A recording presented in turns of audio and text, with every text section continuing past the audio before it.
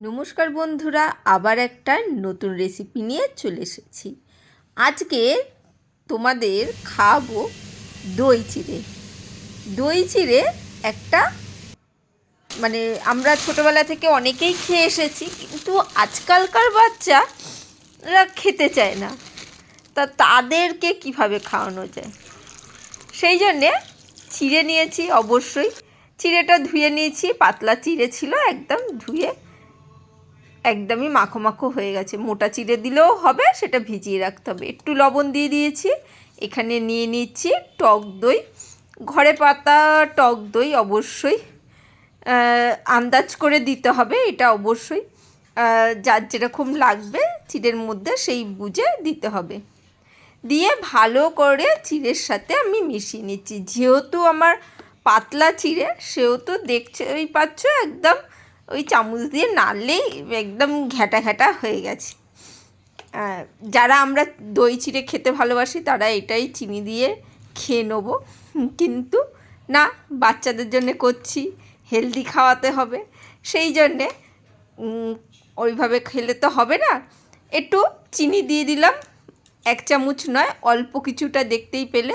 আর এইটা হচ্ছে গুঁড়ো মশলাটা, আগের যে রেসিপিটা করেছিলাম কপির রেসিপিতে বিনা তেলে, সেই রেসিপির মশলাটা বলে দিচ্ছি আমি। জিরে, ধনে আর শুকনো লঙ্কা আর গোলমরিচ, এই 4টে ভেজে গুঁড়ো করে নিয়েছিলাম, সেই গুঁড়োটাই এর মধ্যে দিয়েছি।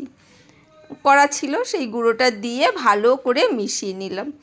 এখানে কিছু সবজি নিয়েছি, পেঁয়াজ, টমেটো, ওখানে ক্যাপসিকাম আর কাঁচা লঙ্কা, সবই ছোট ছোট করে পিস করে কেটে নিয়েছি।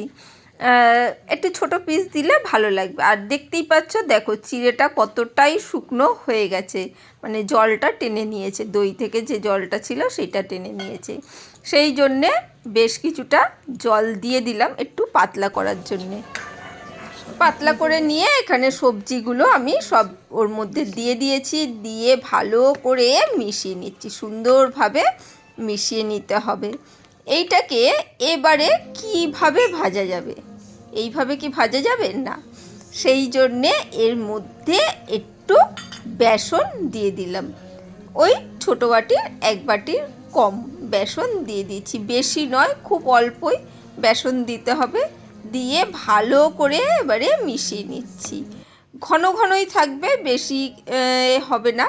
আর এখানে ফ্রাইং প্যানে একটু তেল ব্রাশ করে নিলাম, এই যে দেখতেই পাচ্ছ, এইভাবে দিয়ে বেস্ট এবারে ছড়িয়ে দেবে। ছড়িয়ে কিছুক্ষণ লো ফ্লেমে রেখে দিতে হবে,